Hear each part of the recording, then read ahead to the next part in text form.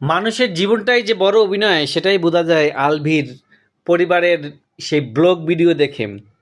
আলভির পরিবারের, আলভির স্ত্রী এবং তার পুত্র সন্তানের ব্লগ ভিডিও দেখে দেখে আমাদের পরিবারে তুল কালাম। তাদের মধ্যে এত ভালোবাসা, তাদের মধ্যে এত প্রেম, তাদের মধ্যে এত মহব্বত, তাদের মধ্যে এত পরিমাণের রোমান্টিক, মানে যেটা দেখে আমাদের পরিবারের সবাই এবং আমাদের কি বলবো, আমাদের ঘরের যারা আছে তারা সবাই আমাদেরকে গালাগালি করতো, গালমন্দ করতো, ধিক্কার দিত যে দেখো আলবির পরিবারের, আলবি যে কি সুন্দর ব্লগ ভিডিও বানায়, তাদের পরিবারের মধ্যে তার বউকে সে কত ভালোবাসে, তার স্ত্রীকে সে কত সম্মান করে, কত রেসপেক্ট করে।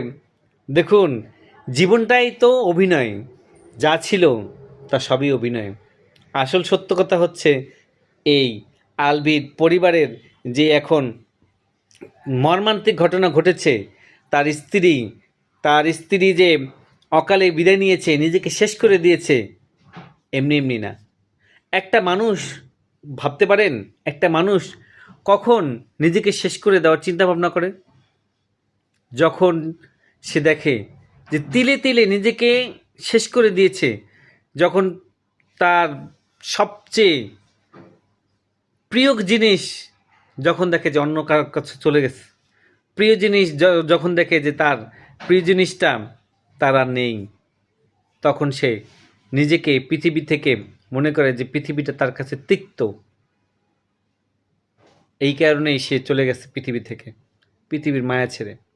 অথচ কিছু কিছু মানুষ, এই যে জনাব আলবি রহমান, সে এখনও বুঝতে পারে না তার স্ত্রী পৃথিবী থেকে চলে গেছে তারই কারণে, অথচ সে তার একমাত্র সন্তানটাকে শেষ মুহূর্তে যে তার কাছে একটু পাঠাবে দেখার জন্য, সেটা তার মাকে নিষেধ করে দিয়েছে। এবং তার স্ত্রী, তার সন্তানটা অসুস্থ, তার সন্তান তার আলবিকে ছাড়া, মানে তার সন্তানরা আলবির প্রতি খুবই, মানে আলবির, এটাকে বলে কি, যে আলবির প্রতি খুবই মানে ভালোবাসা। হ্যাঁ, কিন্তু তারপরও তার সন্তানরা অসুস্থ, আলবির স্ত্রী আলবিকে ফোন করেছে, কিন্তু তারপরও আলভি বলেছে যে তুমি আমার সন্তানের দোহাই দিয়ে অসুস্থতার ভান করে তুমি আমাকে দেশে আনতে চাচ্ছ, তোমার কাছে নিতে চাচ্ছ। দেখুন কতটা কষ্ট পেয়ে একটা মেয়ে পৃথিবী থেকে চলে গেছে।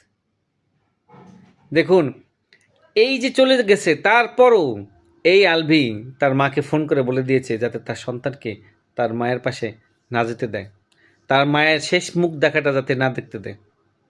আহ, হায় আফসোস।